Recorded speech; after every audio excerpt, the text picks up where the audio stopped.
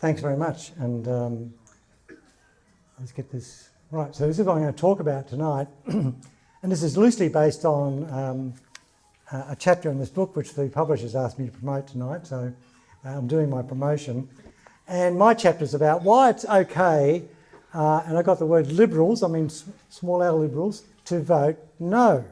And my theme tonight is really about, I'm not going to talk about the arguments for and against because other speakers are going to do that, and probably better than I can. I'm going to talk about why we should have a right to vote no, and why you should not be ashamed if you want to vote no, and why we should have that in our system of government. And so I'm going to talk about these sort of four things. Our system of government, Westminster, which is different from the original Westminster, thank goodness.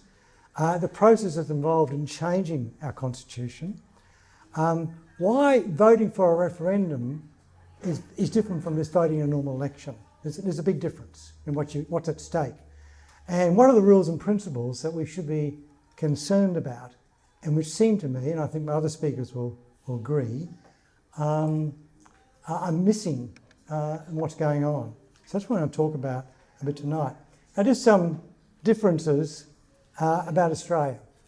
And Australia has a written constitution.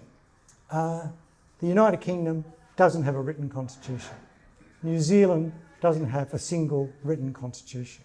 Now that makes a big difference. We've got this document called the Constitution, and that means that in Australia, Parliament is not supreme. That is, it's circumscribed by the Constitution, if you like. In England, Britain, the Parliament is always supreme, basically. Okay, that's one very big important difference. Also, our Constitution was voted on by the people. We had a vote around Australia about the Constitution, what was in it. In America, it was written by those founding fathers, all those very bright people rebelling against England. It never went to a vote to the people. So our Constitution is quite unique in that sense. Thirdly, our system is different from Britain, and we've got a federal system of government. And this is very important about the rules of the Constitution, which we'll talk about, because early on we recognised that there are regional differences in Australia, a country as big an area as basically almost the United States, and it's like Canada. So we've got a federal system like Canada, and that's very important that we take in different viewpoints and different interests. The interests of Queensland are different from the interest of Victoria to some extent. Also, very early on, Australia had universal suffrage for men and women. We were one of the world leaders. Not only that did women get the vote, they were also allowed to stand for election. So, okay? Other countries took a long time. Switzerland didn't get it to 1970, by the way. Germany 1918, France 1944, just after the fall of Paris. So Australia was to the forefront of a very democratic sort of process. And we've had a very robust democracy because of these factors. The idea that if you want to change the Constitution, you're going to have a vote for the people, which I go on to talk about. So all these have this idea of democracy, very strong foundations, flows over to if you want to change the Constitution. So if you want to change the Constitution in Australia, voters have got to be involved. In the United States, it's decided by the state parliament, state legislatures. They don't have a popular vote across America to change the Constitution, right? That's very important. And I think by Canada, it's the same. Is that right, Jim? What's that? That in Canada, there's not a popular vote to change the Constitution. Almost nowhere, not Canada, not in the US. Yeah. Okay, so Australia is quite unique in this. The people are involved in changing the Constitution. And in Australia, we have a thing called a double majority. There's not just a majority of votes across the whole country, it's got to be a majority of votes in a majority of states. Labor Party tried to change that in 1974 to make it only 3 states had to be involved, okay? So it's called a double majority. It reflects our federal system, this idea that we really want everyone to have a say and to take into account all sorts of points of view. Now, a lot of academics, Jim excluded of course, I've always coming up, oh, the Constitution is out of date, it hasn't changed much, and so on. It's true that of all the 44 referenda that have been put to Australians, only 8 have passed.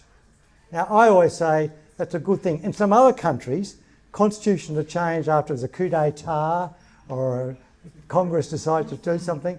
In Australia, we've been very reluctant. I don't think that's a bad thing. I think it's a good thing, right? And by the way, the majority of those changes to the Constitution have been done by Conservative governments, not Labor governments, right? So make that appreciation. Also, it's an exercise of choice. This thing about choice by voters is really important.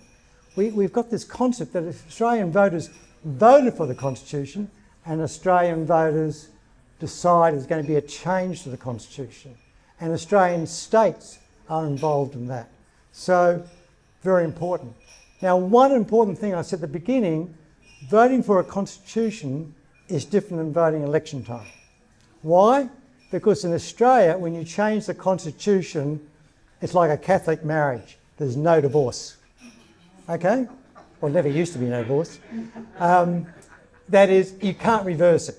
It's very impossible. There's no change to the Australian Constitution that's ever been reversed. Now, in America, you might remember a thing called prohibition, right? That was a result of a change to the American Constitution. I think the 18th Amendment, right? And after, 10 years of chaos and murder and mayhem in Chicago and all sorts of stuff, they had another sort of change and they reversed that change to the Constitution, right? Now, in Australia, once you change the Constitution, you're stuck with it, right? Very important.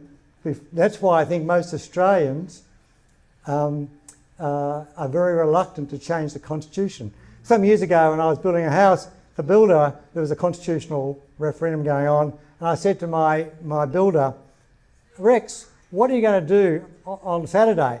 He said, Scott, I always say no. I never give those buggers in Canberra a single thing. Okay? And I think he's right?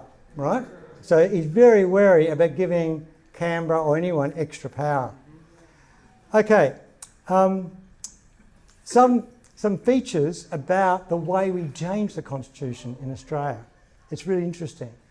When we ran the first change to the Constitution in 1906, all that was required was the Australian Electoral Office, we had an Australian Electoral Office back then, had to put up a notice at their buildings, there's going to be a referendum on Saturday, that's it.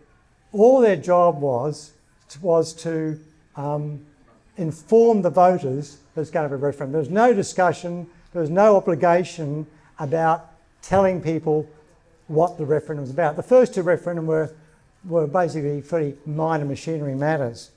But then, when a Labor government came into power in different times, and they put up 6 different referenda. All of them, I think, failed. And it was then, gee, if we're having these referendum, and some of them are about complex legal wording, voters need to be informed about what's the argument for and what's the argument against. So legislation was passed to say there's a requirement that there be information sent out to voters for the case for and the case against at least 14 days before a referendum is held. So early on, we had this notion in Australia that if you're going to have a referendum, it's not just yes, you can vote no. Very early on, we had this notion that there was a role of Parliament to inform voters arguments for and arguments against. Now, it's very rare, any political issue, that it's totally ever bipartisan. So we've developed this idea that if there's a referendum happening, Parliament's got to pass a law, it's got to go through House of Representatives and the Senate, okay? And the other thing about our Senate, it's elected, okay? Unlike the Canadian Senate or the English House of Lords, okay? And so on. So early on, it was decided Parliament's got to pass the legislation, and then if there's opposition to that legislation, then there's got to be a no case put to the people, right? That's sort of the idea. That's work from the word go. So very different. You can see how voting, this is quite different from voting at election time, where we all vote for all sorts of reasons. We vote because we don't like the candidate, we don't like the party, we don't like the colour of their hair, or whatever. We vote for all sorts of reasons, and it's our business why we vote. That's our business. We don't all read the election pamphlets and the manifestos and tick up and all those sort of things, what they're going to do for me. We have all sorts of prejudice in how we vote, and so be it. So what? The referendum is quite different because it often involves legal consequences about what happens. So rather interesting. So now, one of the issues that's coming out of this referendum proposal, somehow, if you're in the no camp, you're doing something wrong. Okay? Now, to me, the whole concept of having a referendum is so people can say yes or no. Otherwise, why bother? Okay? So now some dictatorships have used referendum or plebiscites to endorse their government. Napoleon, you know, the guy who got cleaned up at Waterloo, he used to have plebiscites to endorse his decisions. Now, he did some good things, but he also he caused about 6 million deaths. So he would get a 95% yes vote at his plebiscites, right? Napoleon III, his nephew, who became a president and then became an emperor, he used plebiscites too. He wasn't a bad guy, and so on. Our friends in Germany, run by a certain gentleman, they had plebiscites. You know, after he knocked over Czechoslovakia, they had a plebiscite, and strangely, everyone said yes. What a great takeover it was. We really enjoyed the tanks rolling in. So we'd be very careful when people say you can only vote one way. We want the idea of having a referendum is so you can say no. So that's very important. And so this gets to my point about it's okay to say no. You shouldn't feel guilty. It's also okay to argue no. Now, what worries me and what people are going to talk about is I'm very concerned that a number of institutions are coming out. Now, I don't know why business suddenly decides they want to take a political issue. They want to take a political stance, right? Are they going to do that next election too? They're going to take a political stance, right? I don't really care what the head of BHP thinks, but he shouldn't be expressing a view. Universities should not be expressing a point of view, right? Trade unions can because they're part of the ALP. They can express a point of view. They're a part of that organisation.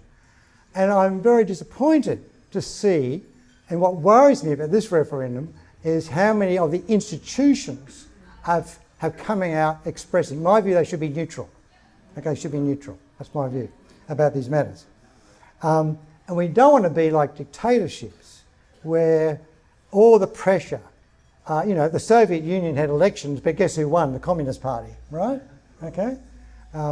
So we don't want to be like those states where somehow not only you're not allowed to express a viewpoint. In some workplaces, which I won't name, are very, within the workplace, and a survey's been done recently by the organisation I'm involved in, that 85% of people feel very comfortable expressing their point of view at home or with their friends.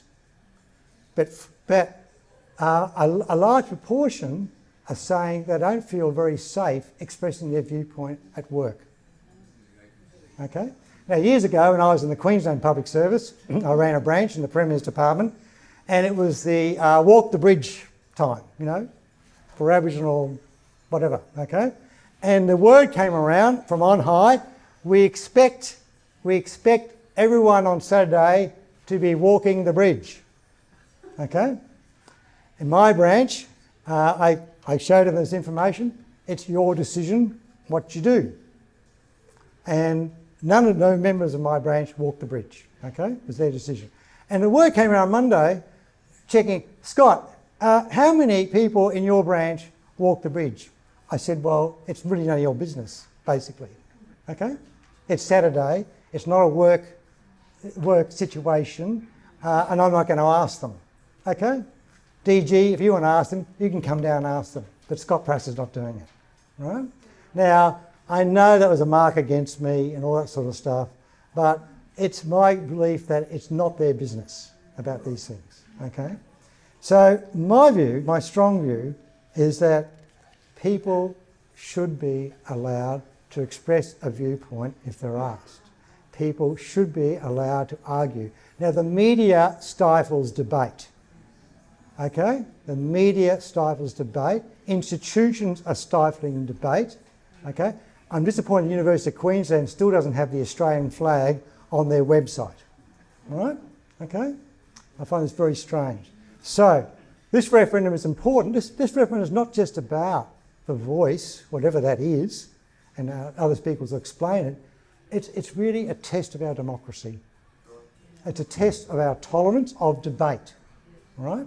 That's what democracy is all about. Sometimes people express things you may not like, but it's their right to express them, okay? As long as it's not personal, fine, or racial in a sense, but this is what this referendum is all about, and I'm very concerned, I'm in the pessimist camp, that the overloading institutional pile-on that we're having is going to make it far too easy for this to be accepted and get passed without people being fully aware of the consequences. We are going to have a yes and no argument put to it, I believe. That's been negotiated thanks to the federal opposition. I'm disappointed the LNP opposition in Queensland does not seem to have made a stand on this issue. I was told by a local member it's not important. So you can make your own choice. This is an important issue, and it's important that we have the right to express our viewpoints and to vote the way we want to without feeling guilty about it, just like a can election. Thanks very much.